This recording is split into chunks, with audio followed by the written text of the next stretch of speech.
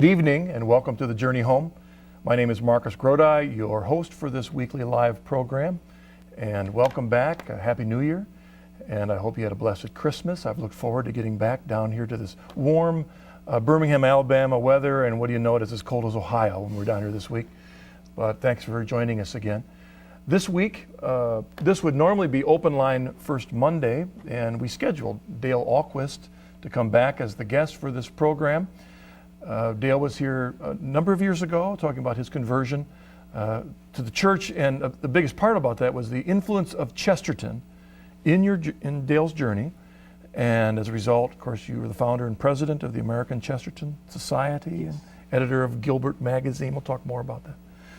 But in the process, Dale was here at EWTN with Chuck Chalberg, John Chuck Chalberg, filming a series on Chesterton, but a unique series because one of Chuck's skills is to Chesterton impersonator. Is that the way you would phrase it? He does a one-man show. Okay, one-man show on Chesterton, and other people too, right? Teddy Roosevelt and Branch Rickey, a baseball fellow. The fellow brought Jackie Robinson to the big leagues. All right. Well, we're going to find out in a moment how that hobby of yours, in essence, opened your heart to come back to the church. We're going to talk about that in a moment. We've chosen as our theme, though, which fits with both Chuck's and Dale's journey, Chesterton, maker of converts. How the writings of Chesterton over the last 100 years have influenced so many people. Why Chesterton is someone not to forget. Why we ought to listen to what he has to say. And he isn't just a 100-year-old writer, in a sense, his books are 100 years old, that he still speaks very much to us today. You're an important part of this program, as you always are, so call us with your questions at 1-800-221-9460, or you can send us an email at journeyhome@ewtn.com. Dale, welcome back to the Journey Home. And Chuck, it's great to have you here. Thanks. You look a little different than I saw you this afternoon. I hope so. In a moment, we'll show a clip of your acting and a little snippet of the series that you're working on. But we're going to try to take questions and emails as soon as we can on Chesterton and his writings. But first of all, let's have a little summary of your journey to remind them. They probably haven't seen you in a couple of years. Sure. Chesterton, of course, was instrumental in my conversion to the Catholic faith, and it's a good story because my journey to Rome began in Rome on my honeymoon. We honeymooned in Rome, and on my honeymoon I got in trouble for telling this on Mother Angelica's show, but I was reading The Everlasting Man on my honeymoon, and that was the first Chesterton book I read. And we were in Rome the day the Pope was shot. We were. That's when I didn't realize that I was starting to think about the Catholic faith. But I managed to get around all of Chesterton's Catholicism for a long time, but very attracted to him as a writer, as a very complete thinker. I found that I could not get away from the recurring suspicion that he was right about everything he wrote about. And it finally led me to face the fact that he was probably right about his own conversion to the Catholic faith. And one thing finally led to another, and I made the decision to follow Chesterton to Rome. And you probably at that time also didn't know that you would be devoting your life to Chesterton. I did not know I'd be devoting my life to Chesterton's writings, but it certainly it was impressed upon me that this is a writer that our world needs to become familiar with. Yeah, in many ways. Yeah. So how did you get connected with Chuck? Well, that's an amazing story. It shows that there is such a thing as providence. Chuck is a history professor whose college that he teaches at is 2 blocks from my home. And when I was on your program 3 years ago, I was asked to consider doing a program on Chesterton, but the producers here wondered if I could find that guy who does the Chesterton show to maybe combine our talents and our interest in Chesterton. And I certainly knew who Chuck was. We didn't know each other very well, but called him up and said, "Do you want to put together a show on Chesterton?" And he was very open to that idea. But what's interesting is how when Chuck was doing the show, he put together a one-man show on Chesterton, just just really getting into Chesterton was very influential in your own faith. Mm-hmm. Mm-hmm. I suppose I hate to use the word victim. We're up to our ears in victimhood. Yeah, that's right. But to some extent a victim of the 60s, as a lot of people I fear were. The other half of me is O'Brien. That's the Catholic half. My dad was Swedish Presbyterian and a convert. Not to marry my mom. He converted quite a bit later, actually. That's right. So I was, through the parochial schools and Jesuit college out in Colorado, Regis College, and daily communicant through grad school at the University of Minnesota, and then things happen, and you think you know better, and the world is too much with you, and off you go for a while. And one of the other characters I was doing, or still do, is H.L. Mencken, the Baltimore curmudgeon agnostic, and I got too much taken with him. I mean, he was a very glib writer and very funny, and very insightful about many things. But and I don't want to say, I don't want to blame him for your own mistakes. For my own mistakes, right? That's the worst thing you can do. And Chesterton, was really not taught in college. Right. Often in a the forgotten 60s. person. Oh, in so yes. many- Right. I think there's a bit of a revival going on in the colleges in teaching him. I've experienced some of that in doing him at a number of colleges, not just Catholic colleges, but evangelical colleges as well. I came to him, you read things and you see him quoted, and eventually you think, well, who is this person? And who is he? Yeah. so I, just on my own, started picking up books, I suppose late 70s, early 80s, and started reading really less his theology than his social criticism and his social commentary on economic issues, political issues, social issues, and one thing led to the next, and then you realize who this fellow is and what else he has to say and how everything fits together, and then you're reading Orthodoxy and Everlasting Man and The Thing and The Well in the Shallows, and on it goes, and then you kind of have the same experience that a convert has in realizing this all does fit together. Would you say that, I've heard some people, lifelong Catholics who watch the Journey Home program, have said after they listened to the stories that sometimes by hearing it again, it helps them appreciate the faith that they too often took for granted. Is there a way in which Chesterton kind of did that for you? Helped you rediscover this faith which you had come to take for granted all those years?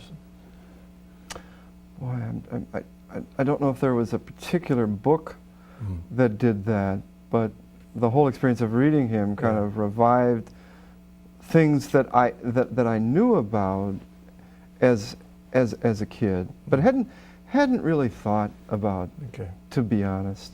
I mean, so many things that you get drilled into you as a kid, and really, I find nothing wrong with that. I think we've gone too far away from that in teaching our children today.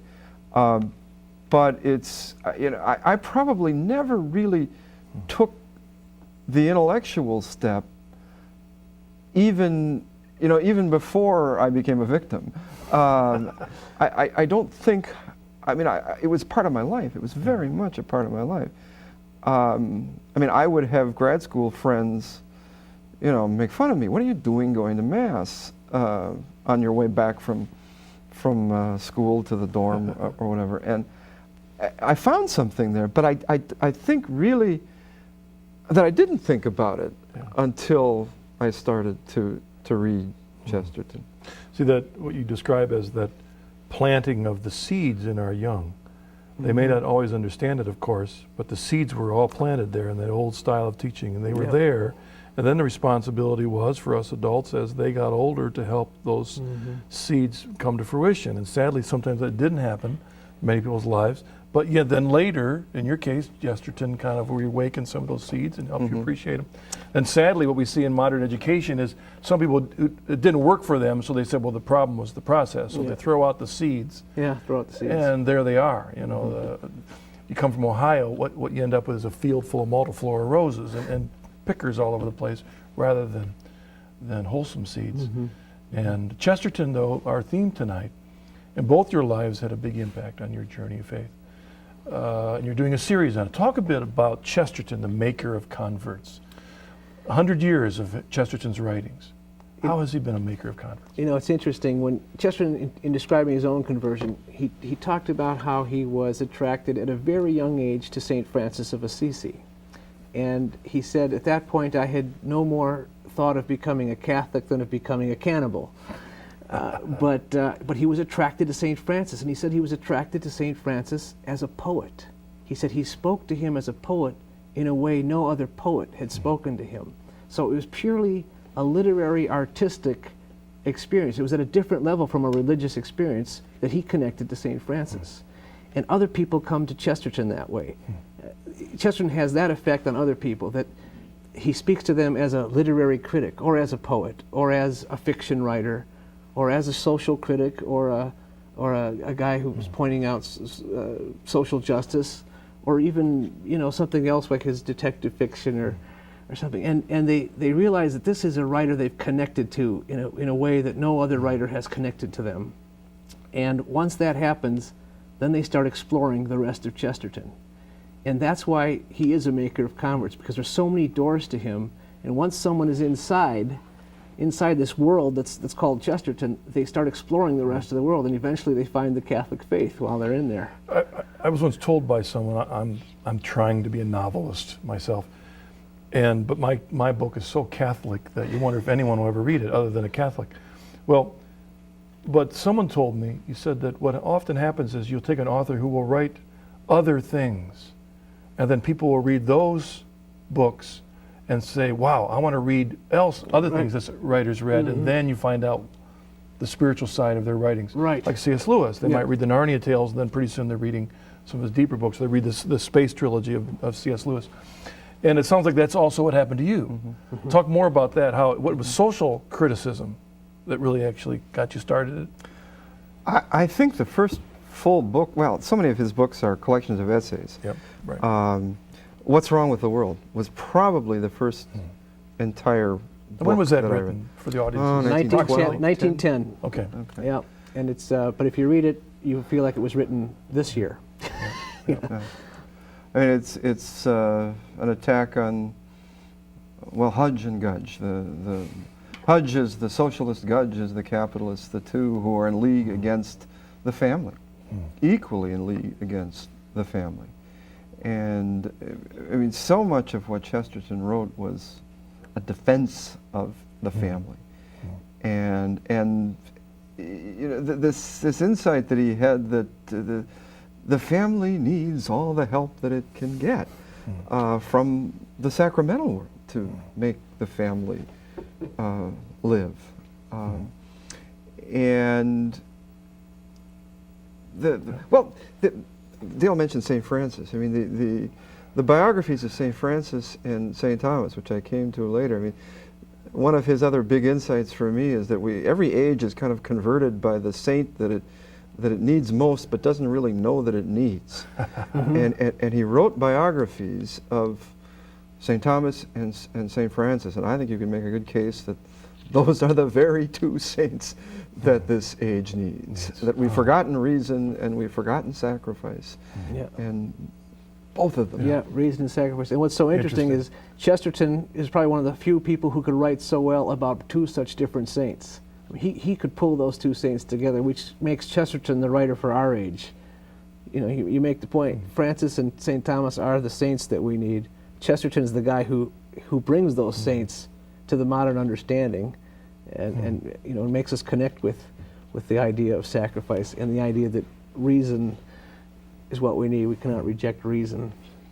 What are I remember? It amazes me that Chesterton, such a warrior defense of the faith, yet has become a forgotten man. in not only academia, but amongst Catholics. What happened there? Well, one of the reasons he's forgotten is because he was Catholic. Chesterton suffered in his own lifetime after his conversion. A lot of the people, he was really the toast of the literary world for a while, and after his conversion, a lot of people started to move away from him and lost a certain amount of respect that they had for him. They couldn't understand why someone who was such a great thinker that they respected would do something as foolish as become a Catholic. And the modern world knows that. They know that thing about Chesterton, and he's out there defending the Catholic faith, and that's one of the reasons they don't look at his literary criticism and his poetry and some of his important fiction works, which is just nothing but discrimination. Now, why Catholics don't read him? Well, this is something that we have to hold our head in shame about. There's no excuse for not reading Chesterton and becoming more familiar with him. And what is really sad is that some of I don't know if you want to use the word enemy, but some of the men that Chesterton and Belloc took on in battle in defense of the family, like H.G. Wells, they are the ones that everybody knows. Yes. H.G. Wells, George Bernard Shaw, those are the ones the world remembers. Yep. Though the world may not remember what H.G. Wells was teaching against the family at the time. They'll remember the Time Machine, his books, but Chesterton and Belloc both fought strong battles against these men who were against the family at the time. They were the typical modern thinkers, and the modern world's only getting one half of the argument. They're not getting the defense of traditional values and traditional philosophy. No, go ahead. Well, one other part of the problem, I think, is what's happened to all too many Catholic colleges, that they are ceasing to be Catholic colleges. And Chesterton is an embarrassment in these places. As are Francis, in a sense. Yeah, and St. Thomas. St. Thomas Aquinas, that's right. Yeah. Yeah. Again, the issues that he doesn't shy away from, the abortion issue, what birth control has come to mean is few births and no control, which is one of my favorite Chesterton lines. And that taking a strong stand on those issues has led him to be an embarrassment at too many Catholic colleges. He also takes apart feminism too, just demolishes feminism, and that's not a popular argument on campus. Yeah, that's right. Yeah. That's right. This quote that I, had here, if I can find it, gets us into another area. He makes this quote: "There is a case for communism. There is even a case for capitalism, but they are both cases against private property." I mean, in what sense was tell what this quote's about, and in what sense what they were talking about 100 years ago is right on in terms of what we need today in our culture? It's interesting. Chesterton is popular with conservatives because he is a great critic of socialism and big government. But he's also popular with a lot of liberals because he's a critic of capitalism and big business. So neither the conservatives or the liberals are hearing both sides of the argument, because what Chesterton promoted was the idea of small property. It's called distributism. It's based on the ideas of Pope Leo XIII. The idea that if as many people as possible own their own property and own their own means of production, they're not dependent on the government and they're not dependent on a huge corporation. They're not a wage slave. That independence and freedom go together. And it's called distributism. Belloc was the other great defender of the idea. It's something that we need desperately in our society. It's in the wake of September 11th, one of the reasons we were such a big target that day is because we were big government and big business, and it was big government and big business that got targeted that day. If our government were more well distributed, local government, local control, and if business were more well distributed, there'd be nothing for those planes to fly into. Well, so in a sense, Chesterton as well as Belloc were disciples of simplicity. Yes. In their teaching, and it's something that we can listen to today. Often we have talked about Chesterton on the program. We just had Joseph Pierce on a couple weeks ago, and talking about how Chesterton had influenced his own conversion to the church. And I know personal experiences that people said, I got to read something by Chesterton, but then they get bogged down. Before I have you recommend books on Chesterton, talk a bit about why is it that some going to Chesterton run into brick walls and find him difficult? Well, while Chuck's thinking of an answer to that question, I was going to say that. Are you going to steal the one he was going to say? Is that Chesterton writes like no other writer, and you go into reading any writer with a certain set of expectations, and that is that the next thought is going to be expected. And with Chesterton, the next thought is always unexpected. He just leads you in a direction that if you're not ready to go there, you'll stop. You'll put down the book. You really have to read him on his own terms. And I think that's why some people get bogged down. They're thinking that he's just another writer, but he is unique, and you have to throw out all your expectations when you read Chesterton. Okay. What were you going to say, Chuck? He dictated so much of what he wrote that it was off the top of his head. And there are times when I think he could have used an editor. I think his favorite word is anyhow. Umpteen paragraphs start with anyhow. I've never read anything like that in Chesterton. But anyhow, what I was saying earlier about so many of his books are really collections of essays. What he really was, and he called himself a journalist, what he really was an essayist. And he was a marvelous essayist. His illustrated London News essays are incredible. I mean, there are umpteen volumes of them, and you can dip into them and at random and just read an essay that would take 10 minutes. Yeah. And that's really how he became originally respected within England, right? Was through his essays first. Right. And then it was later his longer books. That's right. So even a book like Orthodoxy, which can be tough going, my advice would be to just take it a chapter at a time. And don't try to do more than that.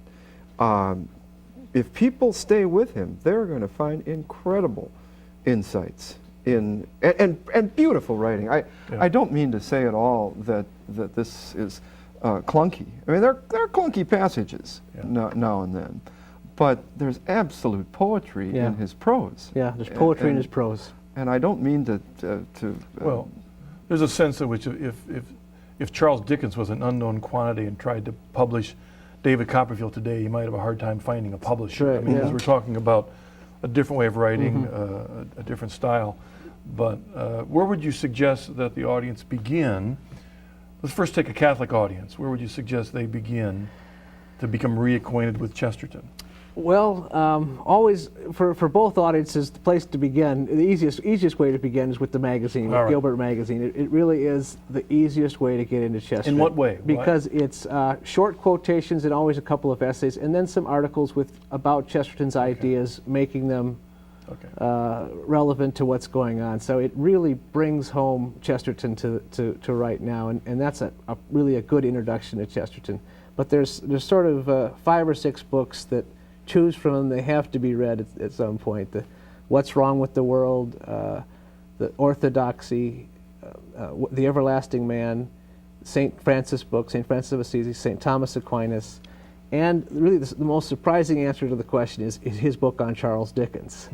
That is a book that has led a lot of people who had no idea to ever think about the Catholic Church to start thinking seriously about Chesterton and wanting to learn more about Chesterton. And eventually they'll start asking about the Catholic Church. Did you find those books for you, Chuck? Were keys? Now you've mentioned mainly his Catholic books, but what about books like A Man Named? Oh, The Man Who Was Thursday is one of his. That's one of his novels, and it's a novel that works on many levels. It's a marvelous piece of literature. Considered a classic of literature. Yeah, it really is a classic of literature. Yeah, a great story. It's also one of the best novels about ecumenism that you'd ever want to read, but I won't say why. Interesting one. Yeah, that's exactly right. That's exactly right. Now, what about an evangelical audience? Introduction. Certainly Orthodoxy again, and The Everlasting Man. The Everlasting Man is the book that C.S. Lewis read when he was an atheist and became a Christian after reading The Everlasting Man.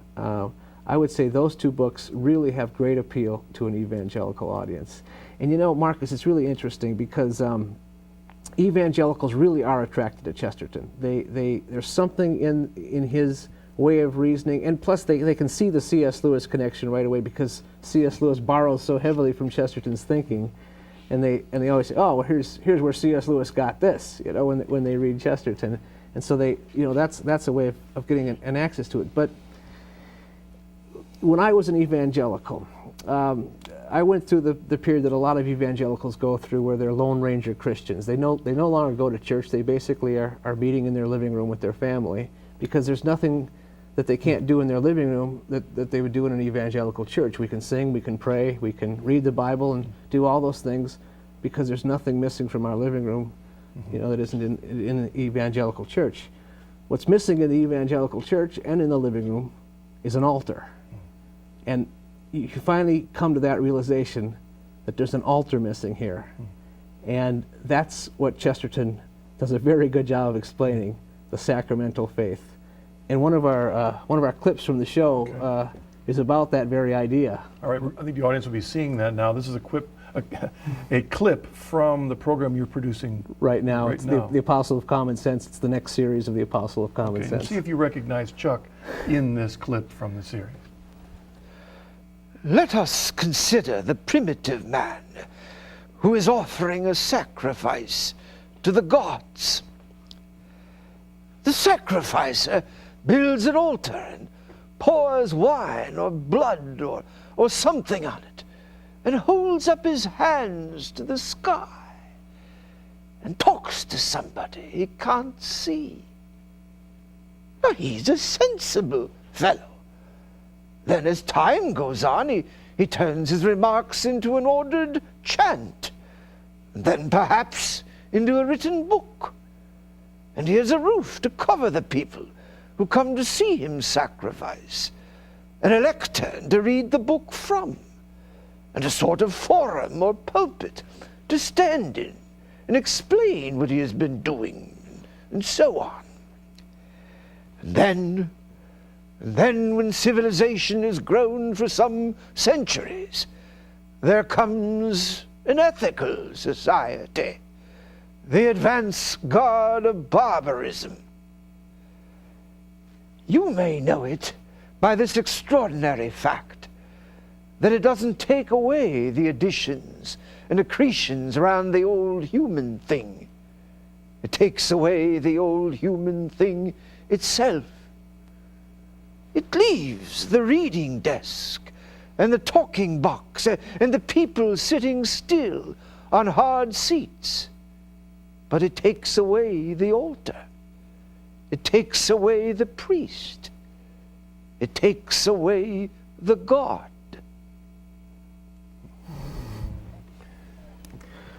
Very powerful. Now, how many years walking the back alleys of London did you have to do to learn how to speak like that? I was in the back alleys of London once, way before I started to do Chesterton, and I have had a wonderful voice coach in the Twin Cities who is retired now, and I listen to that, and I still need her. Oh, it's fascinating. But you have to agree, he looks better as Chesterton than he does as...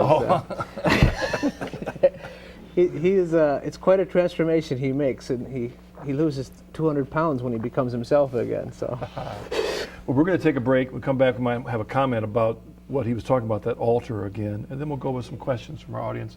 So we'll see you in just a little bit.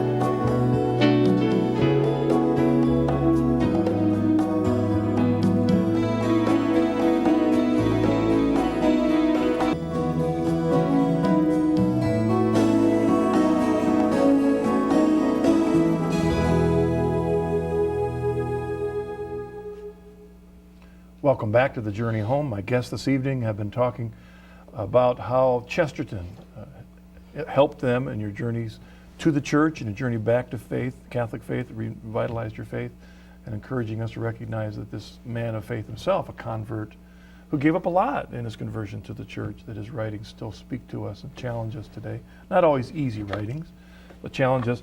Before I go on, though, I want to to make a comment that I know that many in the audience are concerned about Mother Angelica's condition, and just a little bit of an update that today she was upgraded from serious to fair. She remains in intensive care, but Sister Mary Catherine has continued to ask us to keep her in prayer constantly, praying for God's mercy. And we're thankful that the condition has improved, and so we see God's mercy in that already. Ready for an email or two? Sure. All right, let's take our first one here. This is from Alan. Hi, Chuck, Dale, and Marcus. Can you talk about Chesterton's influence on Frank Sheed and Maisie Ward in the apologetics movement, Catholic Evidence Guild in England and America? My guess is that a lot of Americans are familiar with Sheed and Ward publishing. Sure. But they may not know very much about the two of them. But in what sense did Chesterton influence their own conversions? Well, they were both Catholics, but the Maisie Ward was the biographer of Chesterton. She was the official biographer of G.K. Chesterton, and their publishing company published a lot of his later books. And When no one else was right, publishing. well, you know, and continued to publish them basically in the 1950s when no one else was publishing Chesterton's books, although some of his books have always been in print.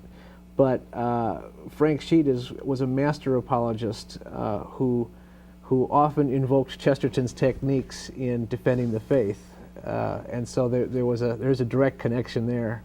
One of Frank Sheed's comments that I love, and I always repeat, is when you make a point, you have to make it 3 times, because the first time you make the point, someone says, "Oh, that's interesting," and then the second time you make it, they say, "I've heard that somewhere before." And then the third time you make the point, they say, "Well, this fellow's pretty smart. He agrees with me." Very good. Very good.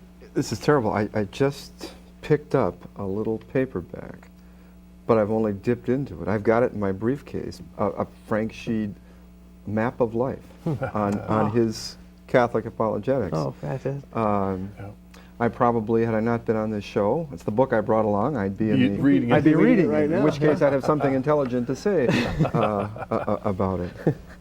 Well, one of the books that I loved so much the last couple of years was a book by a previous guest, Joseph Pierce, on literary converts. Mm-hmm. And in that book I strongly recommend, because his goal of that book was not merely to write biographies of all these wonderful, faithful men and women, but to show how their writings influenced one another in their journey home. And in that book, talks about the influence of Chesterton on the Wards and back and forth, and connect with Evelyn Waugh in the process, and Graham Greene in the process. So I strongly recommend Literary Converts by Joseph Pierce to help address that question. Let's see if we have another email we can look at here. Oh, here we are with Distributism again. I think we just scratched the surface. We didn't intend to do a lot on it, but let's take this email. Chad in Michigan. Okay, Dale, now that we know what distributism is, how can we work for it and achieve it? Thanks. That's a $64 question, but it's a $64 question, not a $64,000 question. That's the key point. It has to do with being content with less, because being content with what we need, not with just what we want.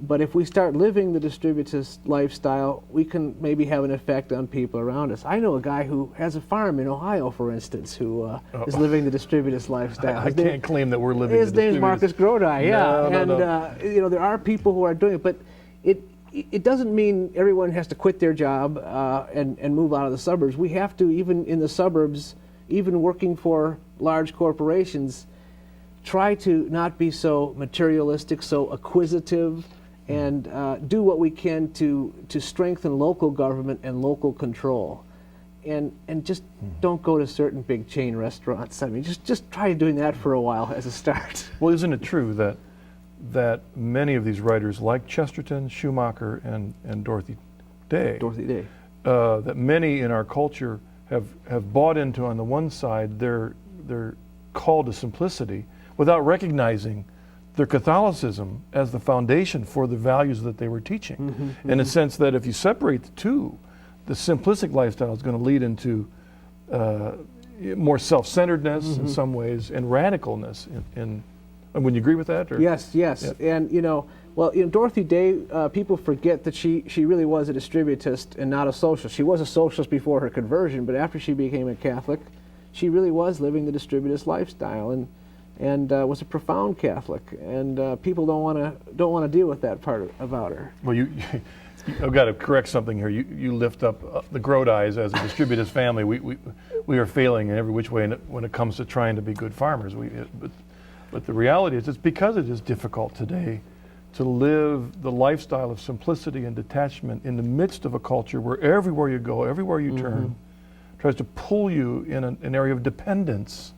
Yeah, dependence on the government, on all the what's the word I'm looking for? The easy way out and everything. all the easy way outs and everything. Right. Yeah. I think homeschooling is connected to this as well. Which we do. I mean, that connects with our. We do too, with some of the kids. Right. But I think that is, I think it would be a mistake to think that everybody has to have 3 acres and a cow, or that everybody has to do the same thing. There are ways of leading a distributist life, at least in part, that would help lead a detached life. Yes. It isn't necessarily a simple life. It can get a whole lot more complicated. It's a lot easier to live in an apartment than on a farm. I can guarantee you in many ways. Right. And I think that distinction needs to be made as well. But the homeschooling movement, which even a decade ago was thought to be something for kooks, and people really wondered what was going on, it has swept the nation. And I think it ought to be seen as a part of distributism. At the core of this, and I say this for evangelical viewers as well as Catholic viewers, at the core of these values is exactly what Jesus was teaching us about. Look at the sparrows. Amen. Look at the way that God has provided for our culture. They are the models for how to live. And don't worry about tomorrow. We've got enough worries today. Trust God. I mean, that's exactly what all this distributism is really about. Which is Matthew 6, and Chesterton said, Matthew 6:33, he always gave the Catholic translation, which was seek first the kingdom of God and his justice, instead of righteousness, and his justice, and all these other things will be taken care of. Justice is something we're always supposed to be striving for. We're supposed to be helping the poor, and also justice means recognizing where the evils are and pointing out those evils. All right, let's take our next caller.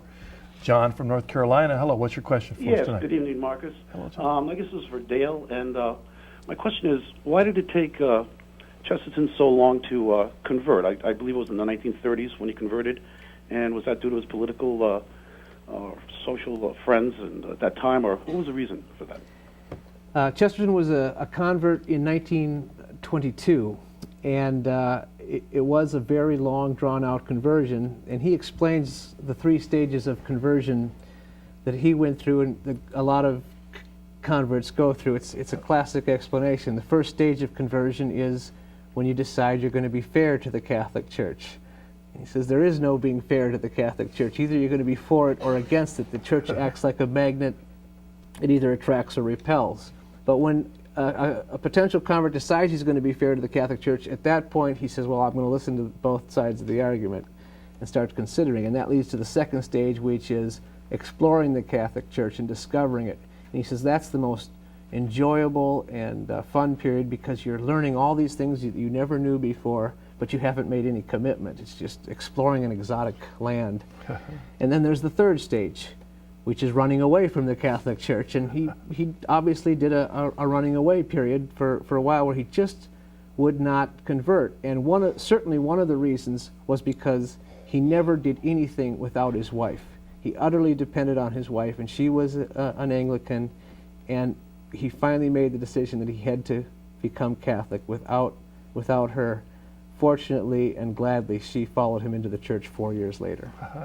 I've got to make a comment here, because when you told me those 3 stages, it was amazing, because in our work in the Coming Home Network, we've worked with hundreds of men and women on their way into the Catholic Church, many clergy, as well as laity and academics. And as looking at all these different conversions, we recognized 3 stages before coming into the church. And we called them the first stage, the inquiry stage, when people are, for the first time in their life, open to listening. Sounds very familiar. And then after that, there's a period when they've heard enough, or enough to get to the point and saying there's something about this church, at which we call the journey stage, in which they will never be the same. even if they remain a Protestant, they will never consider Protestantism nor Catholicism the same way. And then after they've been on the journey a long time, they'll get to the point where they cannot be a Protestant any longer, but they can't be a Catholic yet. We always call that the no man's land. When they're stuck, they recognize what conversion will mean for their life, for their vocation, for all that they've written. A lot of people, when they convert, they have to apologize for everything they've written for the first 40 years of their life. Yes, yes. And they hit a stage. Yep. And it's amazing. That's exactly what Chesterton recognized in his own life. Yeah. You came up with those three categories apart from Chesterton. That's great. Well, we saw it in the lives of all the men and women that we understand. worked with. Let's take this next email. This comes from Judy. What would you recommend as an introductory book to Chesterton's works, as a first and second book, perhaps? Well, in our new series that we're doing on right now for the Apostle of Common Sense, the second series, we have a whole program devoted to answering that question. All right, good. And the answer is there's 4 books, but you have to choose it from a list of 16 books. You did mention over dinner, you mentioned the book, the third volume in the collection. Yes, well, that's good for Catholic writers, but in the Ignatius Collected Works series, the third volume has his really specifically Catholic writings. That has his book on conversion, The Thing, Why I Am a Catholic, The Well in the Shallows, and the Place Where All Roads Lead is the name of another book that's in there. What other 2 books would you recommend, Chuck? Well, orthodoxy. You take it in doses. I have a very good friend, a very strong Catholic, who is a very bright fellow and has had a horrible time getting through orthodoxy. But again, my recommendation would be just take a chapter. I tell that to my students with anything anyway. Maybe even a half a chapter. Sure. And give that a chance to sink in. And really, orthodoxy, you can read the chapters independently of one another. Less so, I think, than with Everlasting Man. Everlasting Man is really a story. And is that more his telling of his own journey? Well, Orthodoxy is really about his... Because I've not read that one. Orthodoxy is a story about becoming a Christian, how he discovered the Christian faith. It was actually written before his conversion to the church.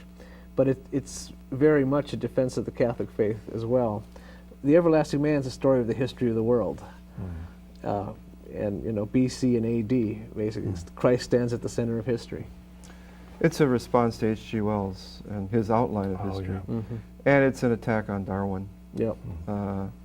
Who very much was the vogue Right. in the 1920s. I mean, he wrote that about the same time as the Scopes monkey trial, and my old friend H.L. Mencken making fun of William Jennings Bryan and making fun of anti-evolutionists. As Mencken put it, skin a chimp and it would take an autopsy to prove he's not a theologian. And so for Chesterton to take that god on, that sacred cow on, was a courageous thing to do in the 1920s. It's still somewhat of a courageous thing to do now, but it is amazing the literature that has Mencken would be turning over in his grave in the last decade. Philip Johnson and others who are producing great stuff. Michael Behe at Lehigh University near you in Of course, Pennsylvania. what's amazing is with the strength of the argument in those books, still the evolutionists aren't listening to the argument that Behe and Johnson are right out there. It's amazing how strong. It's because they have a dogma against Christianity. Yeah. There's a sense in which in the 19th century when science kind of replaced the church, we see Darwin as becoming the bishops and the popes of this movement, to whom people will listen to what they will say without challenge. Yeah, they'll go to the authorities who are, All right, we have an email here from Danny. When we hear about Christian writers, we often hear of C.S. Lewis as well as Chesterton. Was there any contact between these authors, and if so, to what extent did their respective religions play in any discussions they had? Well, as we mentioned before, C.S. Lewis became a Christian after reading Chesterton's book, The Everlasting Man. But the two of them never met and did not know each other. C.S. Lewis comes slightly after Chesterton. He's really half a generation after him. And C.S. Lewis, again, very influenced by Chesterton. Chesterton probably never had an opportunity to read anything by C.S. Lewis, though their lives slightly overlapped. But they moved in different circles, too. C.S. Lewis was an academic, and Chesterton was not, and did not move in academic circles. He was a journalist. What about, the audience also may be very familiar with the Father Brown's series, some not even realizing that Chesterton wrote that. Is that another avenue that you would recommend into Chesterton? Absolutely, yeah. You know, that list is a long list of the books you can recommend, but the Father Brown, very accessible. They're mystery stories, and if you have any inclination to read mystery, that's an excellent place to begin. But even if you don't particularly like mysteries, they're wonderful yarns, but each one's a little sermon, too. If I could jump in here with another dimension of influence, I just finished reading Thomas Reeves' biography of Fulton Sheen. And Fulton Sheen gets referred to, or was referred to in the 30s as the American Chesterton. And really then played a very public role as an evangelist in the 1950s. And I really had no idea what a deep thinker Sheen was. I also didn't know that a young actor by the name of Ramon Estevez became Martin Sheen as a result of the influence of Bishop Sheen. He got permission to change his name to Martin Sheen. I don't know that he stayed with these views, and Sheen was at Chesterton's funeral. Yes. Yep. As a young fellow. Well, it's interesting when they would compare him, to say he's American Chesterton would for a person to make that a simile, has to recognize that at that time, Chesterton... Exactly. That shows what a giant Chesterton was, exactly. For someone to be called the American Chesterton, yeah. Chesterton wrote the introduction to Sheen's first book, too. Did you know that? I did not know that. I did not know that. All right, looks like we have an email here formatting even before our eyes. Let's take this one. I have never read any Chesterton. How dare they say that, but after this comment, of course. Bless their heart, bless their heart. They have a whole world to discover. That's right. But I find it intriguing that he has such a following. There have been 2,000 years of church history so far, and literally hundreds of writers that have written books on the Catholic faith. What is so unique about Chesterton amid the large number of other authors? Well, you know, he wrote about the Catholic Church first as an outsider and then as an insider.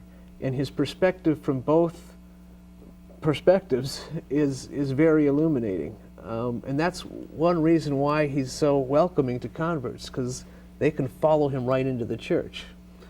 And he was the one who said that the Catholic Church is larger on the inside than it is on the outside. The insider will have a perspective that no outsider can possibly have.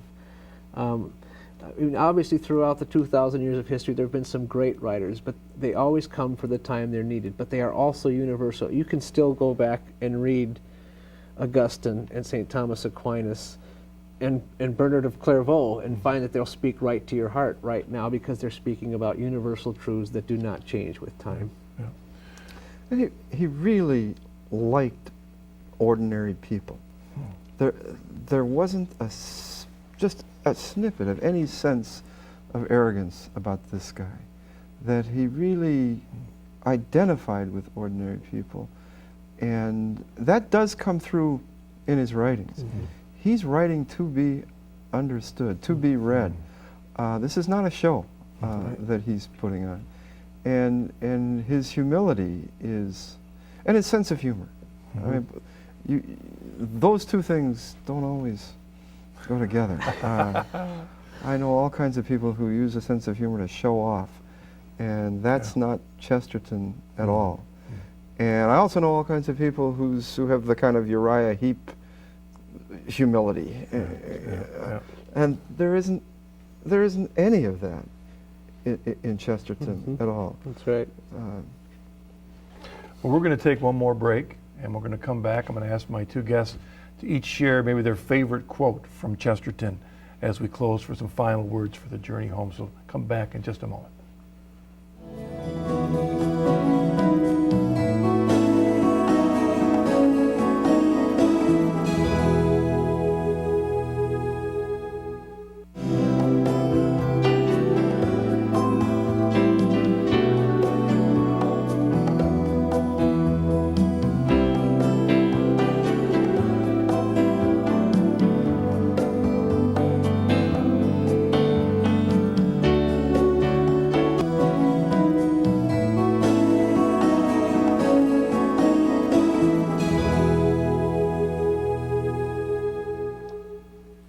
welcome back.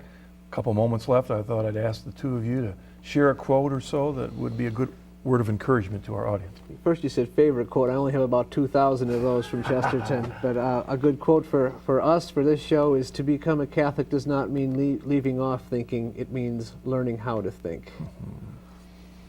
All right, thank you. Chuck? I'm tempted to, my all-time favorite is, if a thing is worth doing, it's worth doing badly, which ought to be self-explanatory. Speaks about the Journey Home program. You know what? But he had a little prayer that my boys say at night that I'd like to try out, and maybe I could even try the accent. Great.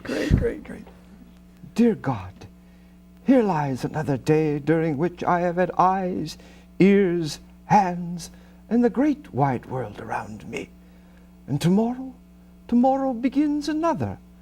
Why am I allowed to?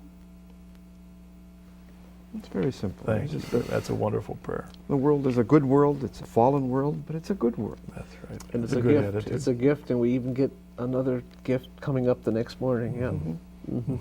Thank you both for being on the program. I do appreciate it, Oh, our because being one that only discovered Chesterton late in life, I even myself need to spend more time appreciating him and encouraging others, and thank you, because we see that in Chesterton's own journey and the sacrifices he made because of his commitment to follow Christ in the church, that it challenges us to be willing to take those sacrifices, because that's what Christ calls us to make in our life. Thank you both for joining us.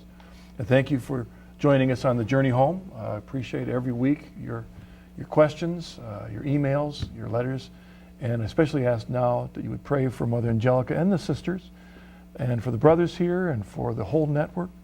The commitment here is to proclaim Christ and the truth and the church, and without your prayers and without your support, of course, the station couldn't do that. So thank you for all of that. We're family in this together as we follow Jesus on the journey home. God bless.